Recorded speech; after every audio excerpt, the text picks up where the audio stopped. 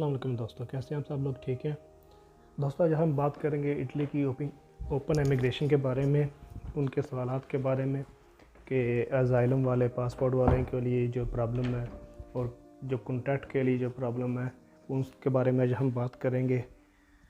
तो दोस्तों, कुछ लोग पूछ रहे हैं कि क्या इटली के बाहर से भी इमिग्रेशन अप्लाई की जा सकती है, यानी कि स्पेन, फ्रांस, बेल्जियम वगैरह से। तो नहीं दोस्तों, आपको इसके इटली में होना ज़रूरी है और 8 मार्च से पहले मौजूद होना चाहिए। इसके लिए आपको प्रूफ भी देना पड़ेगा, तो ही आप लोग जो है ना इमिग्रेशन जो अप्लाई कर सकेंगे। और इसके अलावा दोस्तों देखा जाए कि कह रहे हैं कि 6 महीने की जो जोर है वो ख़त्म हुई है, वैलिड नहीं है, उस पर भी आप अप्लाई कर सकते हैं। चाहे आप किस जोर नो वैलिड है, वैलिड नहीं है, ख़त्म हो रही है, आपके पास सिर्फ कॉन्ट्रैक्ट होना चाहिए, तो आप 6 महीने वाले भी, अजाइलम वाले भी, वो भी अप्लाई कर सकते हैं।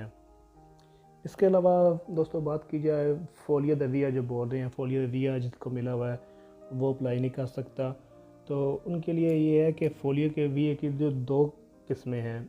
एक वो जो आप ट्रैवल करते पकड़े गए आपको फोलियो का विया दिया गया है, या आप कहीं काम करते पकड़े गए हैं तो फोलियो का विया दिया गया आपको। वैसे चलते फिरते कहीं भी आपको कोई जैसे मोलता वगैरह करके आपको फोलियो का विया दिया जाता है, तो वो लोग तो अप्लाई कर सकते हैं।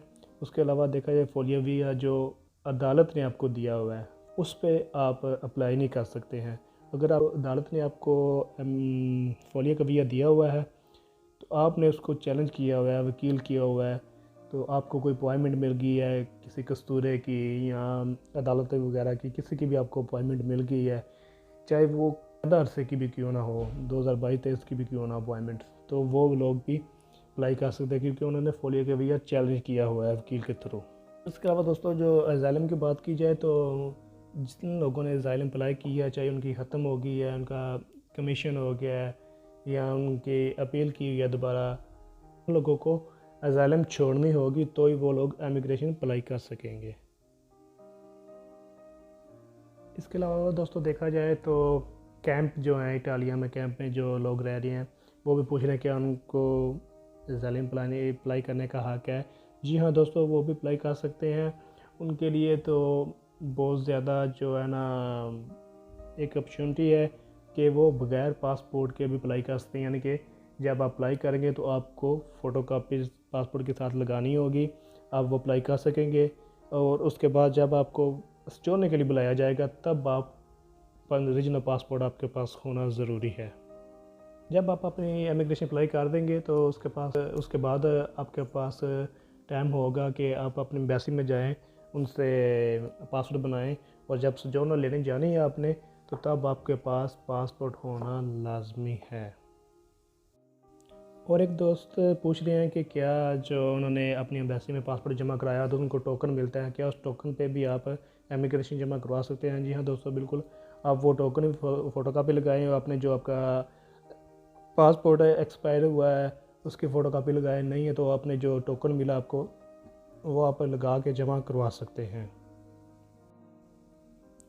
इसके अलावा दोस्तों देखा जाए जो वर्क परमिट वीज़े पे या किसी भी मल्टीप्लाई वीज़े पे आप इटली में आए हैं तो क्या वो लोग अप्लाई कर सकते हैं? जी हाँ बिल्कुल, वो भी अप्लाई कर सकते हैं इमिग्रेशन, लेकिन उनके पास जो लीगल तरीके से आपने एंट्री की है तो ही वो आप अप्लाई कर सकते हैं, और उसका आपको प्रूफ भी देना पड़ेगा कि हम फ़लाँ तारीख को आए थे, फ़लाँ साल को आए थे, ये किया हमने, वो किया है, तो ये आपको प्रूफ देना पड़ेगा।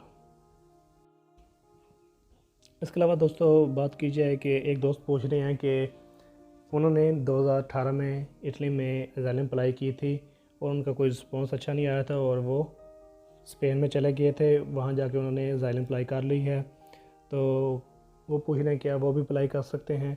देखिए दोस्तों, किसी भी यूरोप की कंट्री में आप जाएंगे तो अजाइलम अप्लाई करेंगे तो आपके फ़िंगर लिए जाएंगे, तो ज़ाहिर बात है आपके फ्रांस, स्पेन वगैरह में भी फ़िंगर हुए होंगे। अगर वहाँ पे फ़िंगर शो हो जाते हैं कि आपने इटालिया में अजाइलम अप्लाई की थी, तो वो छोड़ के आप वहाँ जाके अपने अप्लाई कर लिया, तो अगर आपके फ़िंगर शो हो जाते हैं वहाँ पे तो फिर आप अप्लाई नहीं कर सकते। कि आपके फ़िंगर शो नहीं हो रहे हैं तो आप आके अप्लाई कर सकते हैं।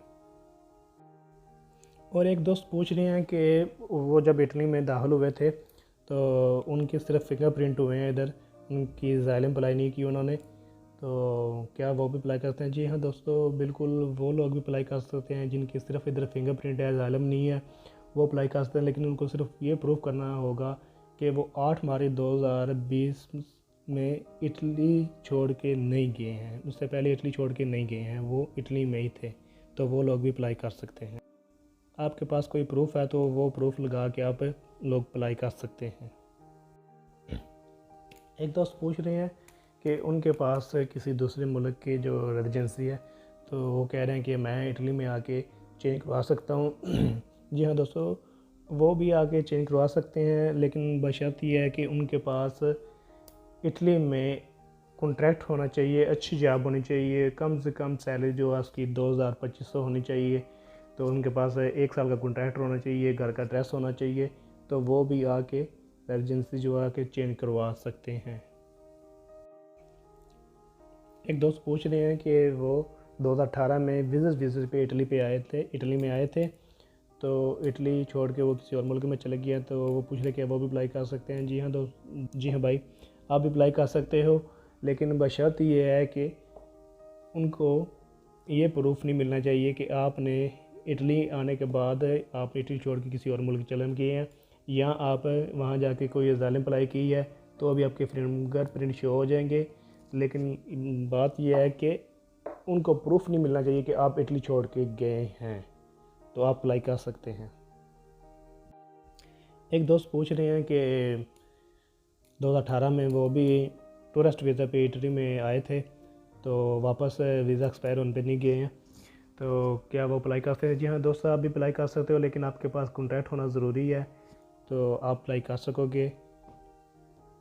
ایک دوست پوچھ رہے ہیں کہ وہ ریسٹورنٹ پہ کام کرتے ہیں، کیا وہ اپلائی کر سکتے ہیں؟ دوستو، یہ جو امیگریشن اوپن کی گئی ہے، یہ صرف ڈومیسٹک لیبورو، بدانتے، اس کے علاوہ ایگریکلچر اور کسی فارم میں آپ کام کرتے ہیں تو وہ لوگ اپلائی کر سکتے ہیں۔ ریسٹورنٹ والوں کا ابھی اس میں شامل نہیں کیا گیا، لیکن دیکھیں جلدی کیا قانون لاتے ہیں کہ ریسٹورنٹ، بار اور فیکٹری والوں کو بھی اس میں شامل کیا جائے۔ ایک دوست پوچھ رہے ہیں کہ ان کی اسائلم ہوئی ہے اور ان کا کیس جو ہے انٹرویو ہو گیا ہے، وہ کیس عدالت میں چلا گیا ہے، تو کیا وہ لوگ اپلائی کر سکتے ہیں؟ جی ہاں، آپ اپلائی کر سکتے ہو، لیکن وہ کیس جو آپ کا انٹرویو ہو گیا ہے وہ آپ کو چھوڑنا پڑے گا، یعنی کہ اسائلم آپ کو ختم کرنی پڑے گی، تو یہ آپ جو ہے نا یہ اپلائی کر سکیں گے۔ یہ دوستو، یہ تھے آپ کے سوالوں کے جوابات۔